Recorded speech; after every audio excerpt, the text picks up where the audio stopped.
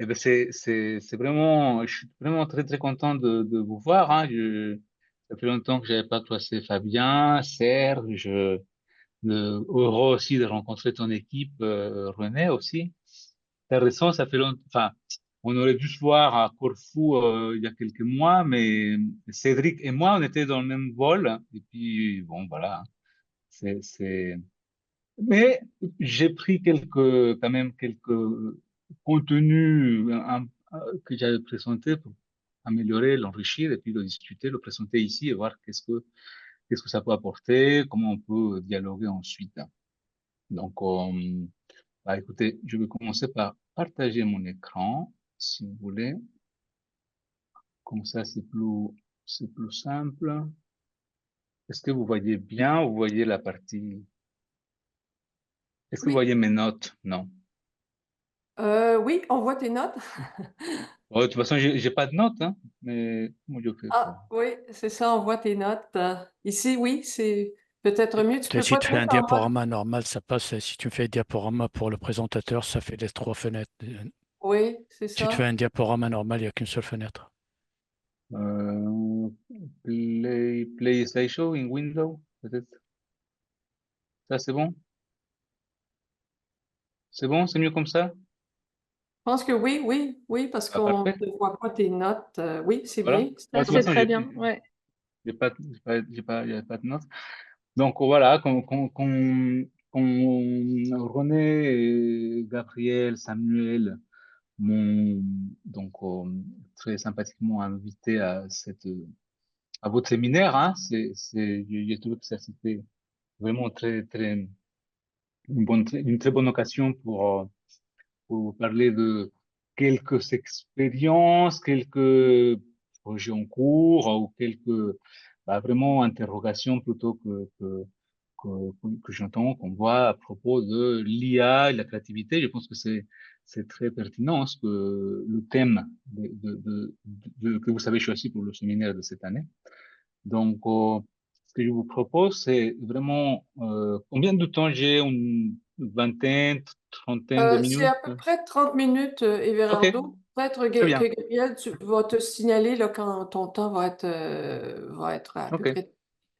ok, très bien. Bah donc voilà, comme j'ai mis en place quelques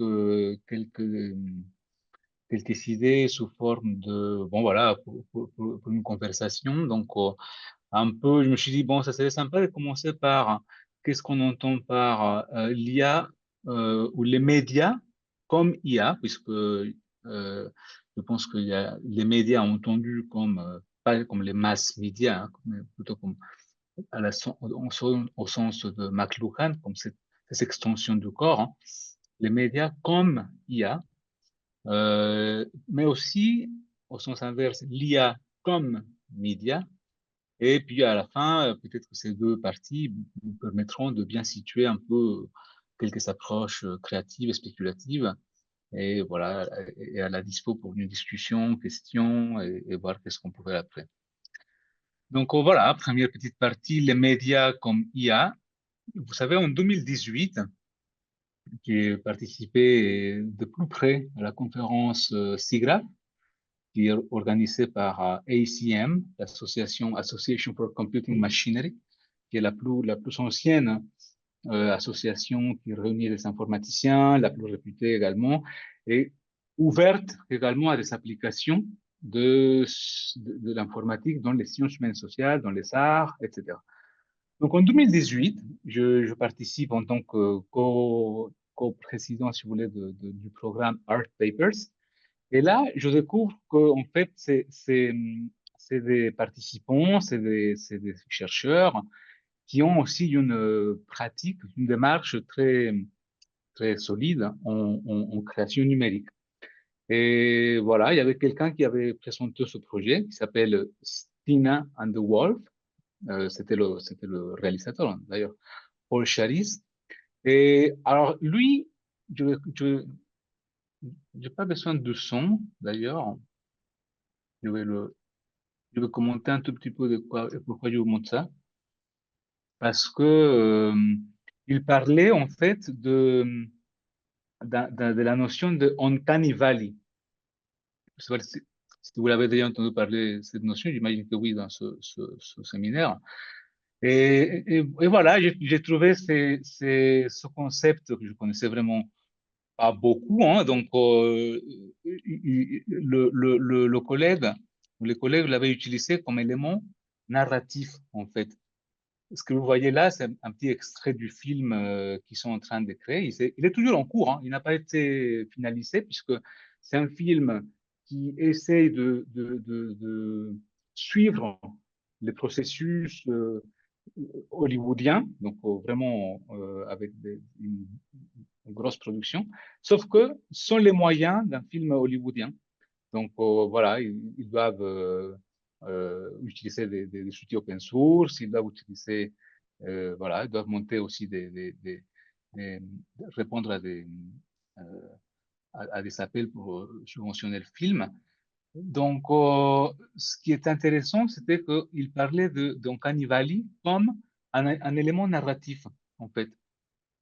Moi, j'avais déjà, je pense qu'on a tous plus ou moins expérimenté cette sensation de voir un robot qui nous parle, mais en même temps, on voit que le robot il est un peu étrange, on essaie de le comprendre, de sympathiser, enfin de se projeter, mais en même temps, il y a cette empathie et mais répulsion en même temps. Donc, l'Uncanny en fait, ça définit ça. Hein. C'est que finalement, on accepte qu'il y a une certaine donc, figurativité, on reconnaît, mais on constate que c'est pas réaliste vraiment, et plutôt que c'est de côté étrange. C'est quelque chose qui a commencé en 1970 hein, déjà par un écrivain au Japon, donc vraiment dans les robots, la cybernétique. Et plutôt le film que je vous ai montré, ou les extraits du film, c'était que la notion d'un cannibalisme servait comme un peu comme David Lynch le fait dans ses films, où le personnage souvent représente une émotion. Il représente une émotion que le héros, le caractère principal, est en train de sentir. Donc, il se confronte contre lui-même et on voit ça. Et bon, voilà, le drame se reçoit à la fin. Et là, ici, c'est un peu la même chose. Donc, il mettait en avant cette notion d'un cannibale. Donc, je me suis dit, OK, mais c'était pas évidemment quelque chose de très récent. Hein. Quelques années avant, 2016, on a été tous un peu bluffés dans le film Rogue One, à la toute fin, il y a cette image de la princesse Leia qui a été totalement générée avec 3D. Et il y en a, si vous êtes allé au cinéma, il y en avait qui ont crié, qui ont sauté, qui ont émis des sons. Et d'autres qui ont dit, bon, c'est uncanny aussi, hein, c'est un peu étrange, on voit quand même, c'est bien fait, mais on n'est pas encore là, quoi. Certes, donc évidemment, ça, il y a 6 ans de ça, hein, peut-être que il y a 6 ans du film que je vous ai montré, il y a encore plus 8 ans de ce film, donc ça avance, et vous savez que Midjourney aujourd'hui, on se rapproche vraiment des choses très, très, très hyper réalistes. Je remonte un peu dans le temps, puisque je sais aussi chez cette conférence SIGGRAPH que en 1985, Ken Perlin, c'est quelqu'un que j'aime bien, je suis un peu son travail. Il a publié également un art paper. Donc, il a gagné un Oscar également au Technical Development. Donc, en 1985, il a publié un paper chez SIGGRAPH, comme quoi il proposait pour rendre plus efficient, efficace le travail, le traitement informatique, au lieu de générer la géométrie 3D et encore moins en temps réel, mais au lieu que ça soit un vrai objet 3D, plutôt il simulait la profondeur, pour stimuler le volume en 2D, en deux dimensions.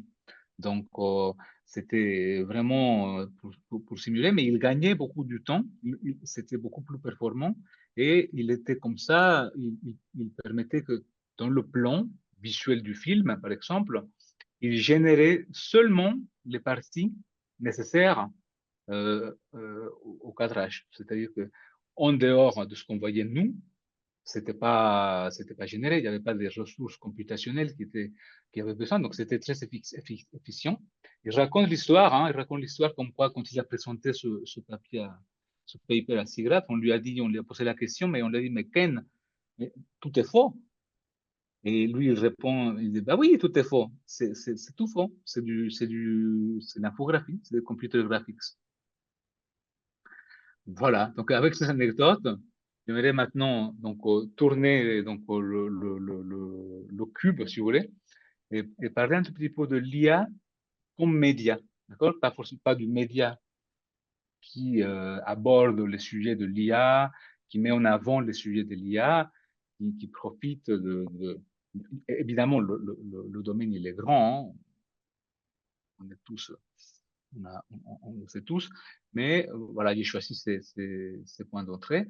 Et maintenant, donc, l'IA comme média, je pense que c'est aussi un sujet qui intéressait justement les penseurs, les théoriciens des médias qui réfléchissent à l'IA. Je vais prendre le point d'entrée du faux, puisque c'est ce qui nous a intéressé à la fin de la première partie, le faux. Et c'est quelque chose qui, donc, c'est le séminaire également. Donc, j'ai donné une certaine importance également à cette thématique. Donc, aux mêmes années, 1970, je ne sais pas si vous vous souvenez de ce livre-là, mais il y a un très grand théoricien des médias que j'aime bien toujours revenir sur lui, Marshall McLuhan, canadien, à Toronto. Il était prof d'anglais, très cultivé, et puis plutôt un observateur de la culture contemporaine qui donc est devenu aussi très célèbre pour sa théorie des médias. Donc, un bouquin en 1970, c'est-à-dire 6 ans après son fameux Comprendre les médias, Understanding Media, 6 ans après, il s'attaque vraiment à ce qui lui intéresse. Il publie un bouquin sous forme vraiment de diaporama, quoi, en fait. C'est un bouquin où, au lieu de la prose ou du développement écrit très, très poussé, enfin, même très encyclopédique de Understanding Media, parce que la traduction en français, c'est 600 pages. Là, c'est vraiment plutôt des aphorismes, quoi. Il montre, je vais vous montrer des images, il montre, vous ouvrez le livre, à droite, vous avez presque une pub, et à gauche, quelques commentaires, vraiment un peu,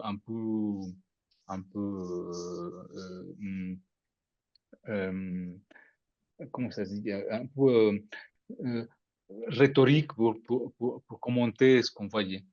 Donc, lui, il donnait, comme vous le savez, hein, aux médias et à la culture visuelle, les médias électroniques, etc., beaucoup de poids.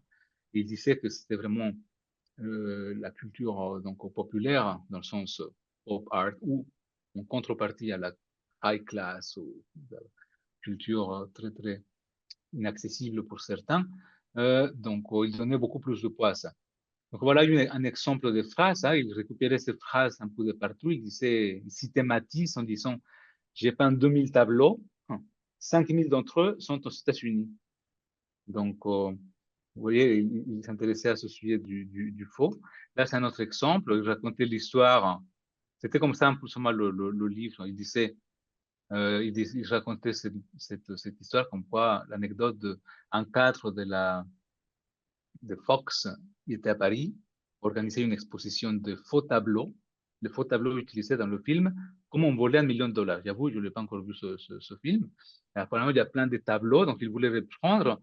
Et du coup, il arrange cette exposition à Paris, il téléphone à New York, il dit, écoutez, j'ai besoin de ces tableaux, mais on lui dit, bah, non, on peut pas vous livrer, vous envoyer les tableaux parce qu'ils sont en tournée. On les utilise, les faux tableaux. Il dit, bon, qu'est-ce que je fais maintenant? Et il dit, ben, chercher les originaux. Il n'y a personne qui va se rendre compte. Exposer les originaux. Du coup, c'est un peu ce type d'anecdote. Donc, faut feuilleter vraiment ce livre, le lire comme ça, à travers. C'est vraiment intéressant de ce point de vue. Je crois que très lié à la question qui vous intéresse, enfin, qui intéresse ce séminaire, qui est le faux, et puis on essaie après de faire convergence avec l'IA, c'est aussi la très célèbre définition de sémiotique donnée par Umberto Eco. 6 ans après de McLuhan, vous voyez, c'était des contemporains. Hein. McLuhan, Eco disait que la sémiotique, c'était la discipline qui étudie tout ce qui peut être pour mentir. Si quelque chose, si le signe ne peut pas être utilisé pour mentir, il ne peut pas non plus être utilisé pour dire la vérité. Donc, bon, en fait, au final, on peut pas l'utiliser pour rien. Donc, c'est pas un signe.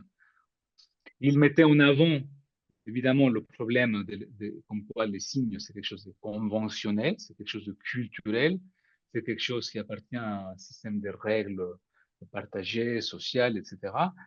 Mais au final, on peut en discuter, on peut critiquer, évidemment, ça, il y a vraiment 50 ans, mais en fait, on peut en discuter parce qu'aujourd'hui, les sciences cognitives, la perception, euh, euh, comment le cerveau des individus influence également comment on perçoit les signes, c'est beaucoup plus important aujourd'hui. Je reviens juste sur Eco parce que bon, c'était intéressant de voir comment il analysait ou s'intéressait disons, au succès ou à l'échec de la communication. Voilà. Dernière, presque dernière petite référence, hein, et c'est un peu pour ça que j'ai fait un petit clin d'œil à ce livre, Amusing Ourselves to Death. C'est pour ça que j'ai nommé cette présentation Fooling Ourselves to Death. Donc là, Postman, que c'était aussi également un contemporain, il était très connu par aussi un autre livre qui s'appelle Technopoly. Je pense que je donne ces références pour les nouvelles personnes, enfin, les nouveaux étudiants, les nouvelles étudiantes qui rejoignent ces médias, puisque ça, c'est des théoriciens, on peut dire, très anciens, hein, qu'on étudiait tous, que j'ai étudié en master, en licence, mais qui, je pense, y avait la fraîcheur pour étudier quelques phénomènes qu'on voit également aujourd'hui. Donc, au Postman, vous voyez, cette, dans cette, dans ses références toujours très euh, culturelles, dans son cas littéraire, science-fiction, il disait en fait que dans son livre, la société ressemble pas forcément, ressemble moins à ce que George Orwell avait pressenti dans 1984, où il y avait le Big Brother et que tout le monde était soumis à l'Internet, etc. Mais là, il plutôt faisait référence à Aldous Huxley dans son Brave New World, où il disait qu'en fait, Postman dit que les gens sont plutôt contents de vivre dans cette oppression. Ils sont contents, ils adorent les technologies et ils adorent aussi déléguer ce partage, cette possibilité de faire des choix, de penser, de réfléchir. Ils délèguent ça, ils sont contents de ça et puis tout va bien. Donc, c'est un peu pour ça que j'ai dit ça. Vous allez voir qu'en fait, moi, ce que je propose, c'est pas forcément de, de m'opposer à ce mode de pensée, hein, parce qu'on sait que Neil Postman, il était très critiqué par d'autres personnes qui disaient, bon, il est très conservateur, il se positionne plutôt du côté de la pensée euh, même traditionnelle, etc. Donc, mais plutôt, je dirais qu'en fait, euh, ça serait intéressant, ou je pense que ça vaut la peine de faire un effort pour pouvoir donc critiquer le continuum où nous sommes et comment échapper, comment voir un peu de plus loin ce qui se passe dans le quotidien avec nos technologies.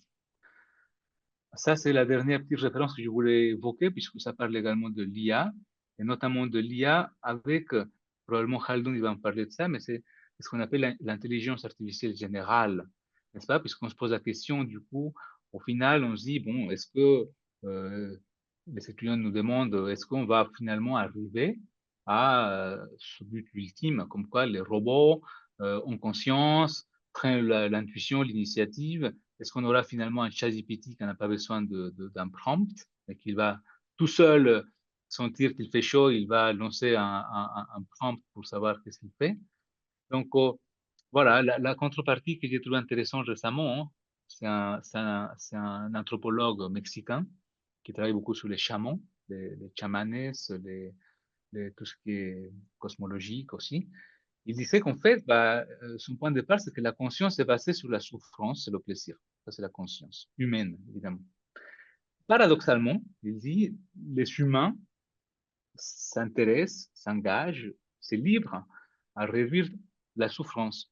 Et ça, c'est un reflet qui se voit chez les SIA. Les SIA viennent ici avec un but justement de réduire la douleur, la souffrance, la fatigue des humains au travail. Ça, c'est un peu ce qu'ils voulaient et les designers de ces outils.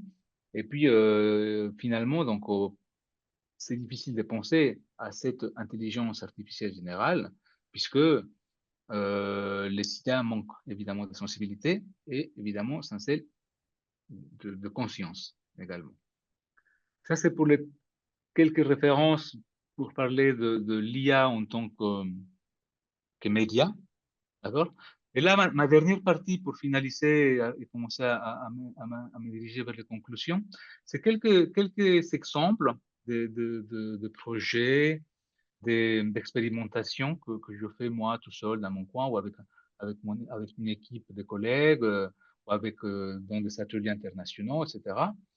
Et j'essaye toujours, comme je le disais tout à l'heure, hein, je pense que on voit que je vais commencer par plutôt ça, puisque vous savez, hein, je pense que on se connaît plusieurs ici dans le séminaire, hein, je pense que une bonne partie de ce que j'ai commencé à travailler au niveau de ces interruptions, de ces disruptions, si vous voulez, informatiques au niveau du contenu, c'était grâce à ces collaborations avec Jean-Pierre Balp, par exemple, quand je suis arrivé à Paris 8 en 2003, lycée Gabriel.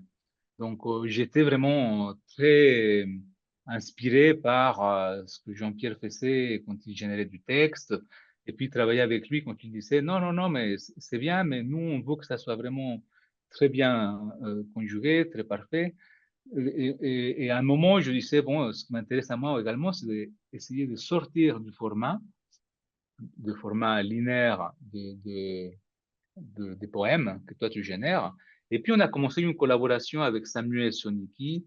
Et puis l'idée c'était de rendre ces textes, ces poèmes un peu graphiques. Donc l'idée c'était même de rendre difficile la lecture pour voir, pour intéresser ou pour essayer d'intéresser le lecteur à le lire, ou sinon tout simplement à jouer et à passer à un 12e degré d'esthétisme, d'esthétisation du poème généré. Donc Jean-Pierre il s'est prêt toujours au jeu. Donc ça continue, hein, d'ailleurs. C'est un projet qu'on a commencé en 2016 et occasionnellement on lance une nouvelle représentation graphique. Donc voilà, je dis ça parce que vraiment ce qui m'intéresse, je crois, c'est dans les productions créatives et l'approche expérimentale que je propose d'explorer, c'est de justement euh, hum, euh, reprendre, identifier, interroger ces limites du, du, du support, que ce soit la machine, que ce soit autre chose, de la feuille, de la page, interroger ces limites, les supports, les possibilités que ces supports nous donnent et comment voir si le contenu qu'on imprime, qu'on écrit, qu'on dessine est vraiment ancré sur ce support, est-ce qu'on peut faire une abstraction et faire des choses différentes avec d'autres supports, ou comment vraiment, qu'est-ce qu'on peut faire après, au-delà de ces supports, et notamment au-delà de cette, je vais le dire comme ça, très spéculative, d'une vision très centrée sur l'humain. Je pense que c'est important de donner un peu du poids, d'intérêt à tout ce qui est, on appelle en anglais more than human, plus qu'humain. Ça, c'est James Bridle qui le disait. Et je pense qu'en tant qu'humain capable de conscience, n'est-ce pas, on a la possibilité de justement se projeter, se poser la question de comment les insectes voient, par exemple. Ça, c'est la question de Umwelt que je montre ici. C'est une question très ancienne d'un biologiste Jacob von Uexküll. Comme quoi, en fait, il dit, écoutez, en fait, chaque espèce, que ce soit un organisme, n'importe quelle taille, hein, vit dans son propre Umwelt. Et ce Umwelt, c'est le monde connu par lui-même grâce à sa perception. Donc, tout le reste n'existe pas. Donc, pour une abeille, par exemple, nous n'existons peut-être pas parce que l'abeille voit seulement dans le rayon des spectres ultraviolets, par exemple, et ainsi de suite, n'est-ce pas? Donc, certes, c'est complexe, mais je pense que nous, en tant qu'humains, on est également dans ce Umwelt. Et en plus, ceux qui travaillent sur l'IA ou sur l'informatique, sur ces outils, dans un sous-Umwelt, dans un Umwelt, dans ce Umwelt. Donc, je pense que c'est nécessaire de voir si on peut sortir ou identifier ses limites. Quelques questions qui nous poussent un tout petit peu à ça et qui sont un peu de nouvelles ou de questions qui reviennent et qui se posent de plus en plus avec les IA, par exemple, c'est l'interrogation de la production des masses.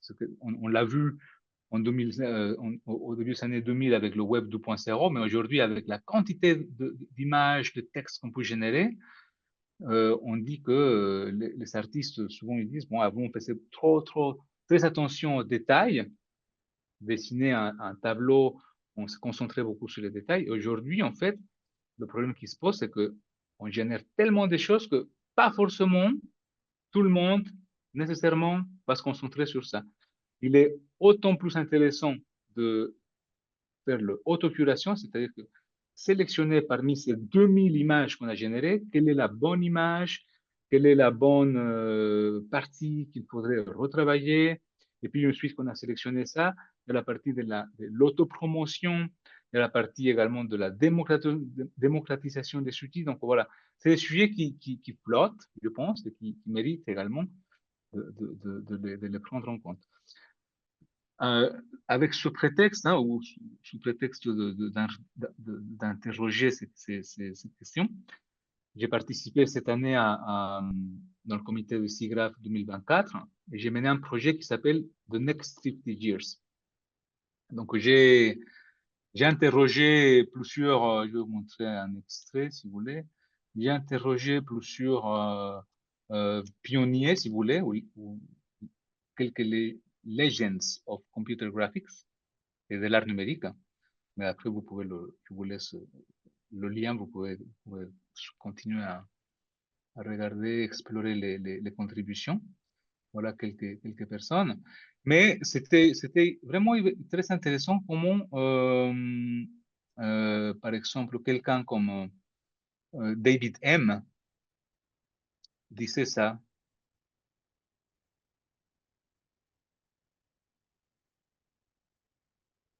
Est-ce qu'on peut l'entendre, Everardo? On n'entend pas? Non, on n'entend pas. Ah, bah écoutez, peut-être que pour aller plus vite dans le temps, je vous laisse le lien de toute façon. Il est là, et le PDF, je vous le donne après, hein. Mais le lien, je le partage dans le chat dans un instant. Mais l'idée, c'est que ces artistes eux-mêmes, vraiment,